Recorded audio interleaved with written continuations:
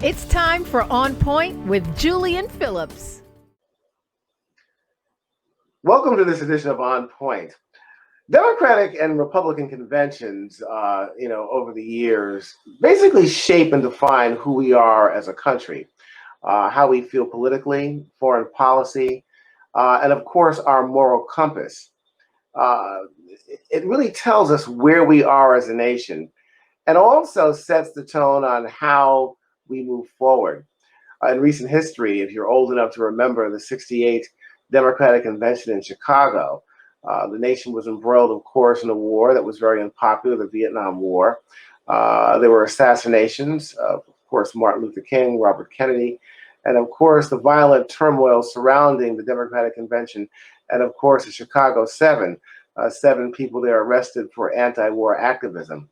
If you move forward to 1984, history was made when Walter Mondale elected, and as his running mate, Geraldine Ferraro, the first woman vice presidential candidate in American history. We can fast forward, of course, to 2004 when you had a young black senator from Illinois, Barack Obama, who delivered a rousing address to thousands of people.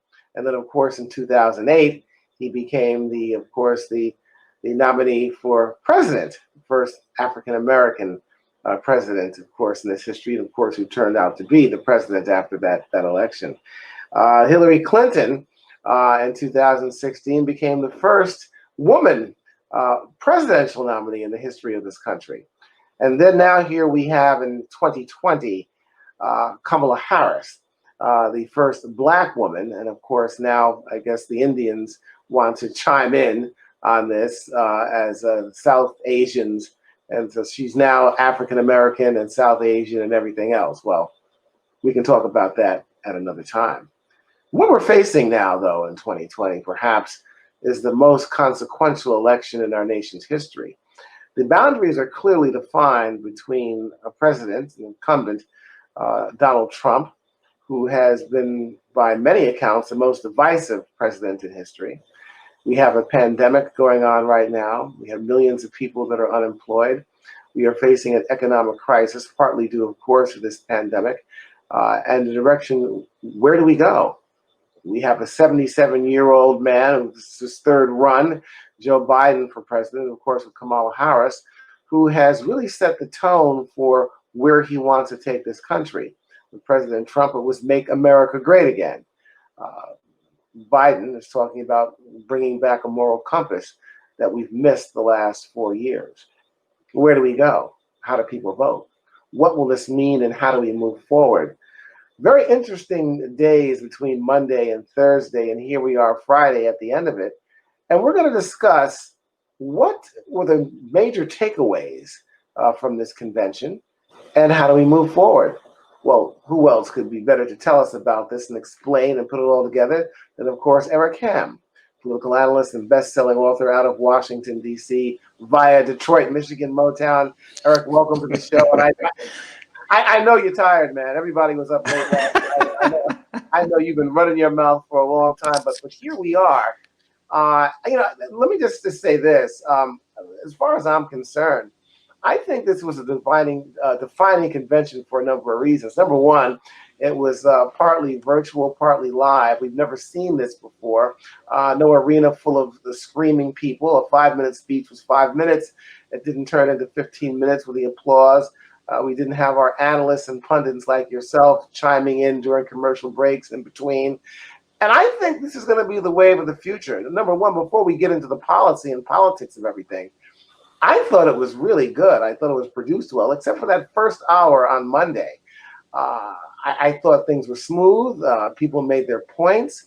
And I believe, I could be wrong, after this pandemic subsides and we get a vaccine, that future conventions may be just like this. Your thoughts?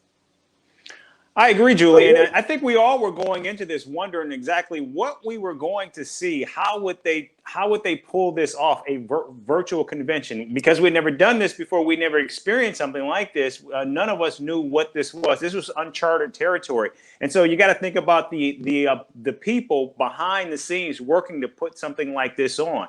And of course, we know the key purpose of any political convention is to tell a story, to shape a narrative, particularly around the candidate himself or herself. And I think what we saw this week was the Democrats were very successful at telling a story about Joe Biden. I mean, for many of us, we may know something about Joe Biden. We know he's a former senator. We know he served for Barack Obama. But that picture became a full-on picture. We got to know the 360 degrees of who Joe Biden is. And I think that was important. And to be able to tell it in a virtual way where you were able to bring people in, for example, the roll call, where you took us literally state by state, taking us inside those states. So we felt like we were part of who these people were. I think it was phenomenal. And I think it certainly lays a benchmark for how conventions will play out going forward. I mean, I think if people want to have something to take place inside of a large stadium, that may be part of it. But clearly, I think they showed us a new path forward in terms of how conventions can operate. And just finally, I'll add that what was so different, and I think what actually made this amazing is typically when we see conventions on television, we don't watch a convention from beginning to end. Whereas I thought because you were able to compact all of these speakers in and actually have a narrative flowing through everything that was being said, it made the entire event every night just far more watchable. And I think that was the real value coming out of this. So here's the deal, Eric, and I agree with you completely on this. Before we get into the meat of this, Joe Biden, of course, his speech at the end, I think that whoever produced this thing is the biggest star. They really get an A+ for making this stuff watchable, as you said. This is the first time I've basically watched the majority of a convention, from the beginning to the end, and to that end, that set the tone for everything. I want to talk about, and we can break this down from the hosts, the moderators. We had Kerry Washington, Eva Longoria. We had Tracy Ellis Ross, and then we had Julia Louis-Dreyfus. I'm going to talk about her in a minute.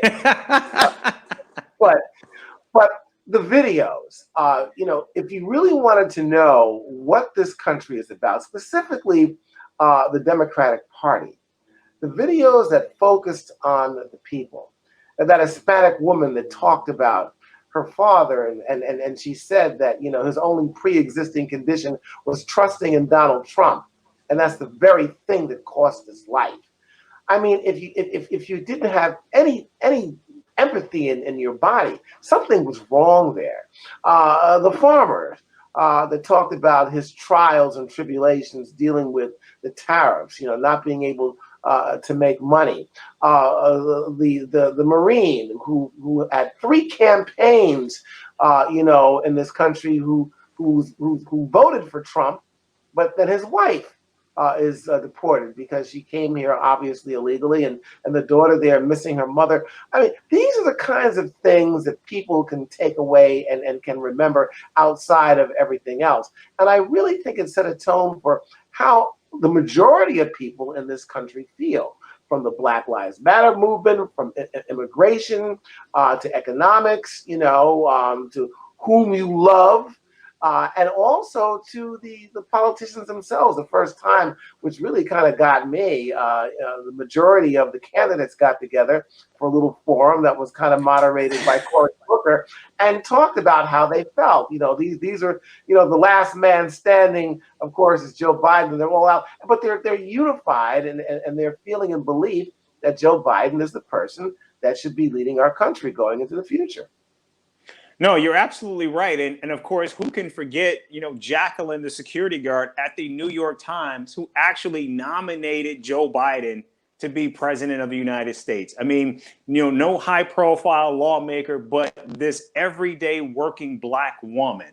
Again, just more validation of the power of women, particularly Black women, who are, moving this party forward. And also, Julian, I think it was, what we saw, and going back, this takes us back to 92 with Bill Clinton, I feel your pain. What came out of this week with Joe Biden is not that I feel your pain, but that I have lived your pain. I have lived with loss. I have lived with uncertainty. I am one of those people whose dad came to him and said, I've lost my job. We have to move. So Joe Biden has that lived experience. And clearly, and also I'm reminded of the movie A Time to Kill, when you have Samuel L. Jackson speaking to Matthew McConaughey, and they're speaking between those bars. And Samuel L. Jackson says to Matthew McConaughey, why do you think I picked you to represent me? He said, I picked you because you're one of them. Joe Biden is a working class white person. That's what makes him so dangerous to President Donald Trump, is because he is one of them. He is a working class guy. He's working class Joe. What did we hear throughout this week? Uncle Joe, Joey, Amtrak Joe. He is one. I mean, when we talk about real America, middle class America, middle America, that's something that oftentimes we see it as in the abstract. We don't really know what it is. We have an idea.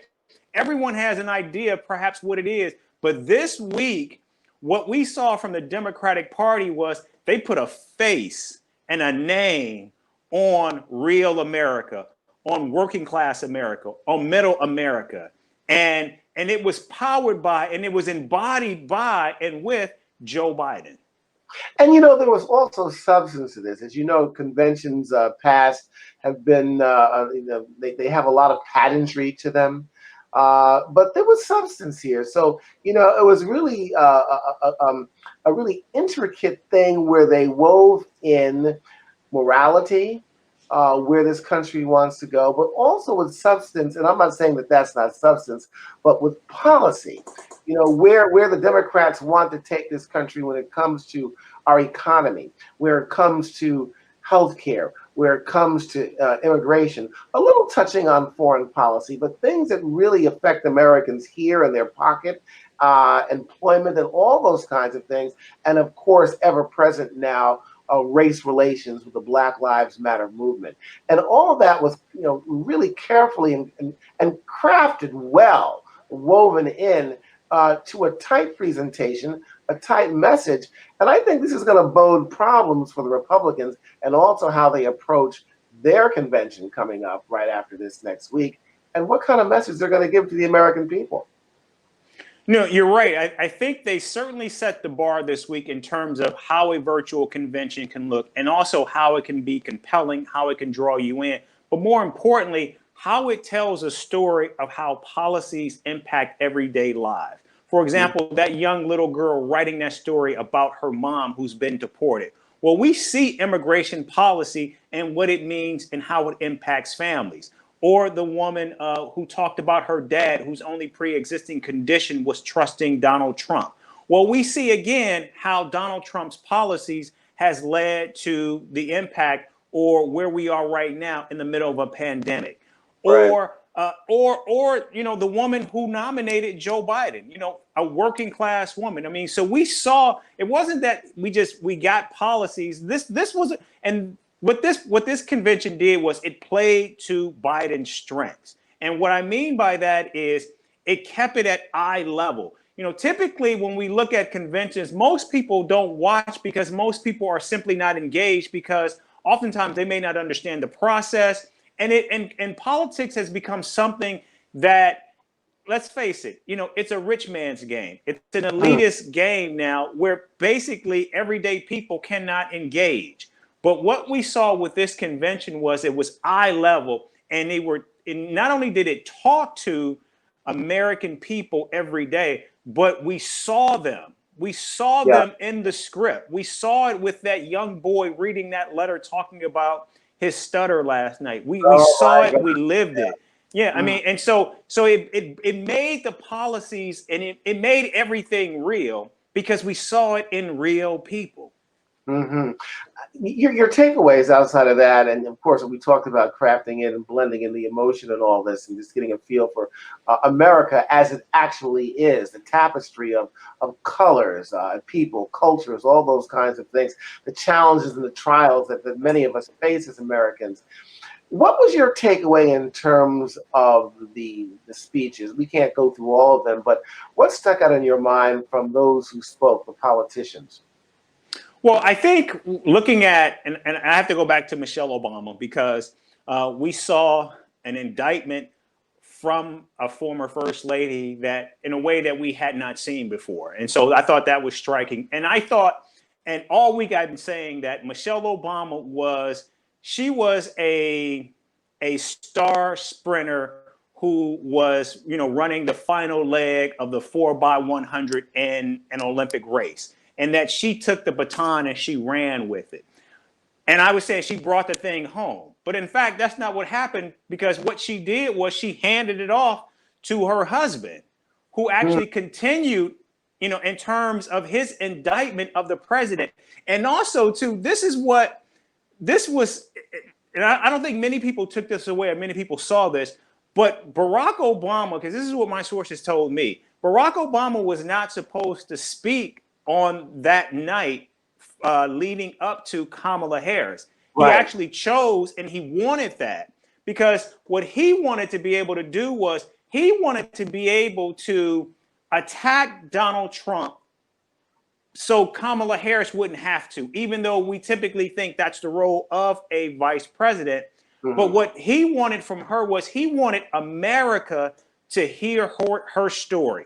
He wanted her to tell America who she was. He wanted this to be an introduction of her. And so what we saw from cool, calm, collected President Barack Obama was we saw someone roll up his sleeves and get into the trenches and say, I'm getting ready to throw these blows so you don't have to. Because I want America to see you, just you. Yeah, in a sense, it was also like the White House Correspondents' Dinner all over again, getting into the head of Donald Trump, who, of course, had these tweets in full cap, basically saying nothing. I mean, he was all over the place, discombobulated. I'm looking at a speech that I was really interested to hear how he would come about to either fully endorse Joe Biden or focus still on his own agenda, and that was Senator Bernie Sanders. I thought that he did a pretty good job, a very good job actually, of really getting behind this president because of the stakes that are involved, and also hopefully galvanizing his base, especially those young people that really didn't come out in 2016. That hopefully will come out now because of his speech. So I thought his speech was very, very important, perhaps one of the most important speeches, because people were waiting to hear exactly what he was going to say. Oh, no, you're right. I thought it was a full-throated endorsement. And look, I mean, I think what we saw clearly throughout this, I think the Democratic Party has taken note of what took place in 2016, and I think they are working around the clock to ensure that those pitfalls do not happen this time around. And so clearly what they are doing is they're attempting to unify this party. And I think they recognize this is going to be a base election, and we've got to turn out our people.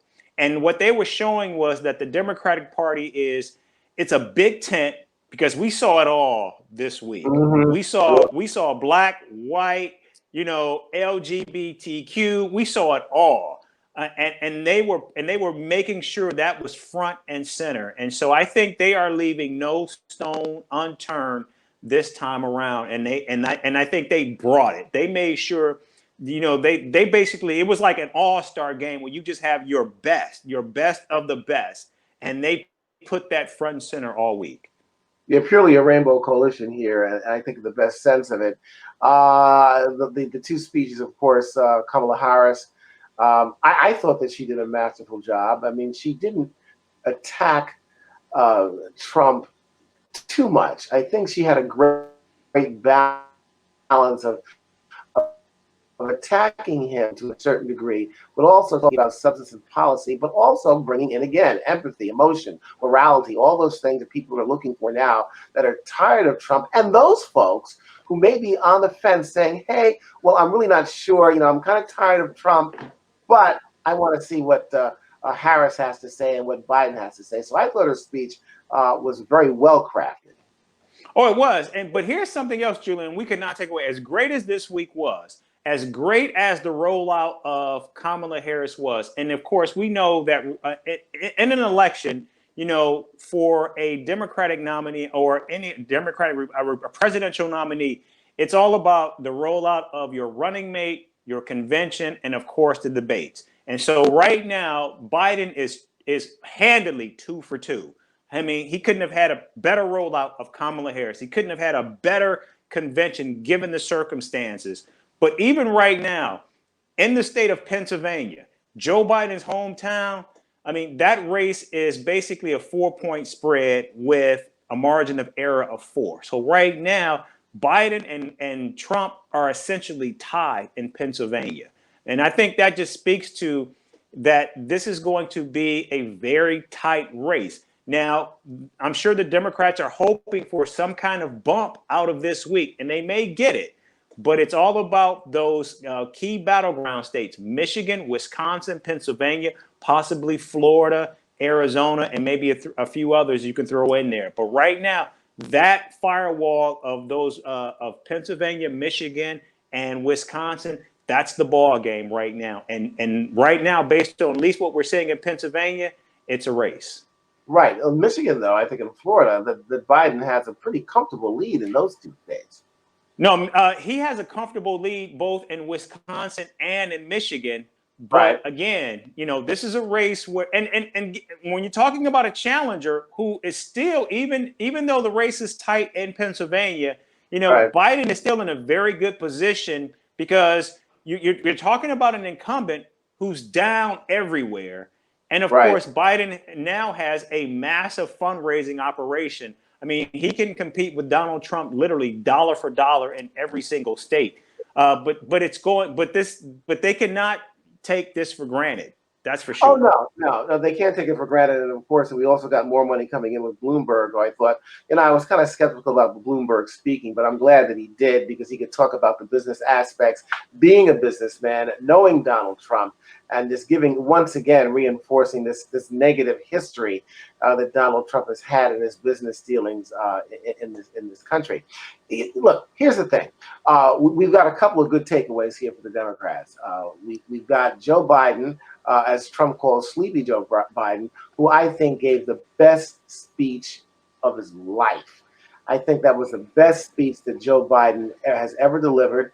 And there were concerns about that. Some were saying, well, hey, look, if he can just get through it. I think people have been listening too much to Trump. Joe Biden, to me, has always been a great speaker. Has he slipped up here and there? Well, perhaps, but a lot of people do. But I think that they were giving Trump too much credit. And one of my neighbors talking about Sleepy Joe. Where'd you get that from? You got it from Trump. Give me a break. So he came through with flying colors on that. Then you have a few other things this week, Eric, that are not going to bode well for Trump. You've got a judge here in New York saying now that he's not going to give Trump and his lawyers a stay on his tax returns. Steve Bannon, his trusted aide for a long time, was arrested by Postal Service workers and 150 people shot in Connecticut by a Chinese, whatever he is. I mean, come on. I mean, there's so many things that are going on. I think the walls are closing in on this guy. And my question is, as I think it was a campaign or convention back then, where's the beef? I mean, what is he going to say? How is Mike Pence going to attack Kamala Harris? So what we have to look forward to now is a guy whose walls are closing in on him. And the only hurdle I think that that Joe Biden and the Democrats have to get over are the all-important debates coming up. If he can get by these debates, I think Joe Biden has a good chance of getting in. Oh, no, I mean, right now, if you're a candidate, you certainly want to be in Joe Biden's position. You're ahead in all of the polls. It looks like there's some states you may even be able to turn. You've got an enormous amount of money to play with. You've got an energy now because with Kamala Harris on the ticket, now what you have is you have that enthusiasm. So you're able to close that gap with Trump. And also, you're right. Given this has been a bad week for President Trump, no doubt about it. And not only just what took place yesterday, but we also have to go back to that Senate intelligence report that came out earlier this week. So clearly, right now, the president is reeling, and next week is going to be a week focused on cultural wars and grievances. But I don't know if that's going to sell simply because you are the president of the United States.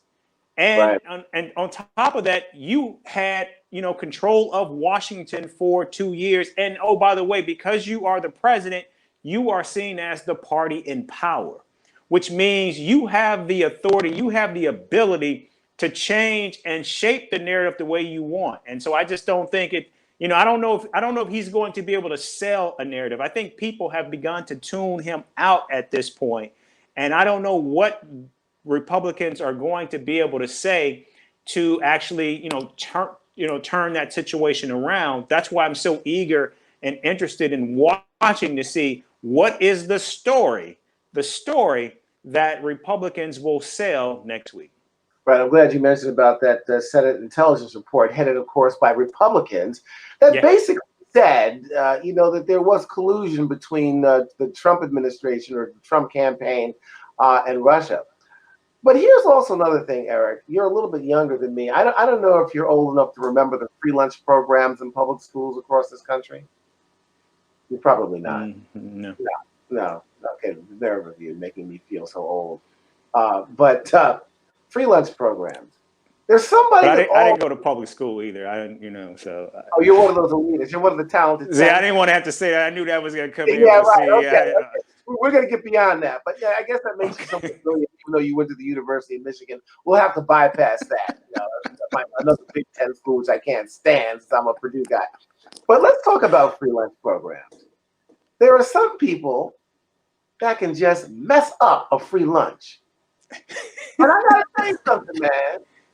The Democrats were moving smooth, my brother. They were sailing along at like 9 knots, with a nice wind in that jib sail and the mast.